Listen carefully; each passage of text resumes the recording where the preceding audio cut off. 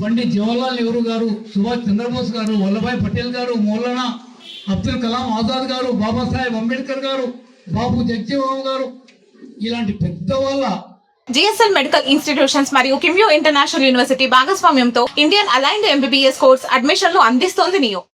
ఆధ్వర్యంలో వాళ్ళ ప్రాణాలు, వాళ్ళ మానాలు, వాళ్ళ ఆస్తులు, వాళ్ళ సుఖాలు అన్ని వదులుకొని దేశానికి స్వాతంత్రం తేవడం జరిగింది.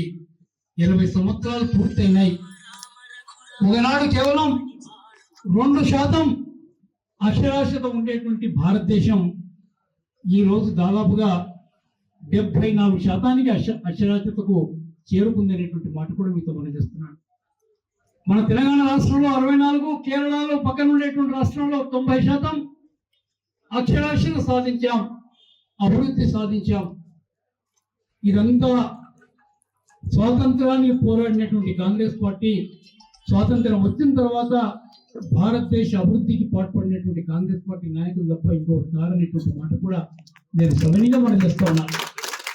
అందుకని ఇలాంటి ఒక గొప్ప పార్టీలో మనం పనిచేస్తున్నామని సగర్వంగా తలెత్తుకొని తిరగాలి.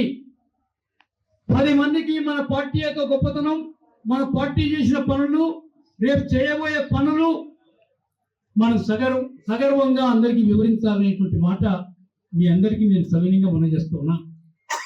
ఈరోజు అధ్యక్షులుగా గోపాల్పేట మండలం నా సొంత మండలం. అలాంటి మండలంలో నరహరి గారిని ఎస్సీ కులాల్లో ఒక ఉపకులం అయినటువంటి బుడుగ దంగాల కులానికి చెందినటువంటి వ్యక్తి మన నరహరి గారు. వారు కూడా ఎస్సీ. అలాంటి వ్యక్తికి మనం ఈరోజు ఈ మండల కాంగ్రెస్ పార్టీ బాధ్యతలు అప్పచెప్పినాం. వారితో పాటుగా శేఖర్ గారు ఒక బీసీ నాయకుడు, శాంతన్న గారు ఇంకో ఎస్సీ నాయకుడు, రాజేశ్వర రెడ్డి గారు ఒక రెడ్డి, వీళ్ళందరూ కూడా సమిష్టిగా మేము కలిసికట్టుగా పనిచేస్తాం, మండలానికి పూర్వ వైభవాన్ని కాంగ్రెస్ పార్టీకి తీసుకొస్తాం అనేటువంటి మాట వాళ్ళు చెప్పడం జరుగుతూ ఉంది అనేటువంటి విషయం కూడా వారు చెప్పడం జరిగింది.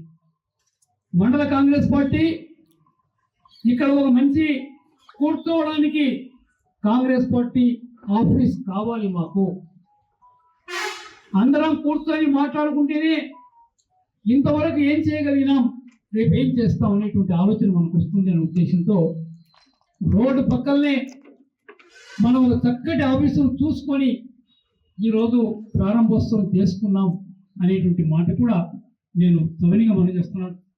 అందుకని నేను మీ అందరితో కూడా నా మనవి,